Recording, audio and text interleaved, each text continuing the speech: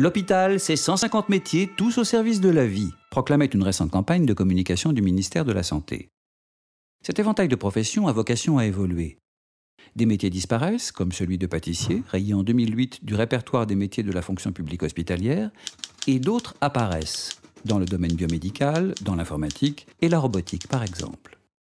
Ces nouveaux métiers font beaucoup parler en France, mais l'attitude des pouvoirs publics reste ambivalente. La profession de dosimétriste, par exemple, est présentée à tout bout de champ par la ministre de la Santé comme un métier d'avenir. Dans la pratique, ce métier existe d'ailleurs déjà bel et bien à l'hôpital, quelque part entre radiophysicien médical et manipulateur. Et pourtant, privée de statut propre, cette profession n'a pas d'existence officielle en France. De là à justifier ensuite par l'absurde l'impossibilité d'en recruter. Et les maillons manquants de la sorte sont légion dans le système de santé français. C'est simple. Entre l'infirmière de niveau Bac+3 et le médecin Bac+12, c'est peu ou prou le no man's land. Dans les pays anglo-saxons, la délégation de certaines compétences a pourtant fait ses preuves. Ainsi, au Canada, en Grande-Bretagne et aux USA, existe-t-il des infirmières praticiennes. Ni tout à fait médecins, ni seulement infirmières, leurs fonctions débordent sur la médecine. Moyennant 6 années d'études, ces infirmières de première ligne, comme on les appelle, peuvent prononcer un diagnostic, recommander le patient à un spécialiste et même rédiger des ordonnances. Et tout cela existe depuis les années 70.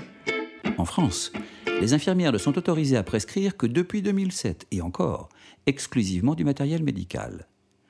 À quand des manipulateurs radio effectuant des échographies cardiaques ou des infirmières réalisant des endoscopies digestives ou des échographies de la thyroïde? Ce qui est déjà relativement courant à l'étranger tarde à dépasser le stade expérimental en France. En 2008, la Haute Autorité de Santé elle-même préconisait pourtant l'élargissement par le haut du rôle des soignants. On attend toujours. Non sans hypocrisie, car il est notoire que de nombreux médecins délèguent déjà aux soignants des gestes à géométrie variable, en toute illégalité. Pour les métiers plus techniques, le décalage n'est pas moins criant. Peintre, plombier, menuisier, à l'hôpital, il y a tout ce que vous voulez pour réparer un bâtiment conçu au XIXe siècle. Qui, en revanche, pour s'occuper des tuyaux numériques, pour gérer tout ce qui touche à l'image.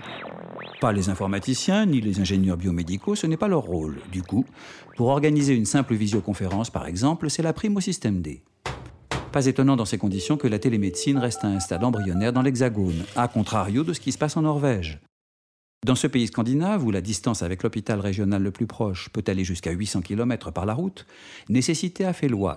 Et dès la fin des années 80, la télémédecine a été utilisée pour suivre à distance des patients diabétiques ou des femmes enceintes. Aujourd'hui, des consultations ORL sont également possibles. On pourrait multiplier les comparaisons. En termes d'innovation technologique et d'évolution des métiers, la France est à la traîne. Mais y a-t-il une réelle volonté de combler cette longueur de retard ?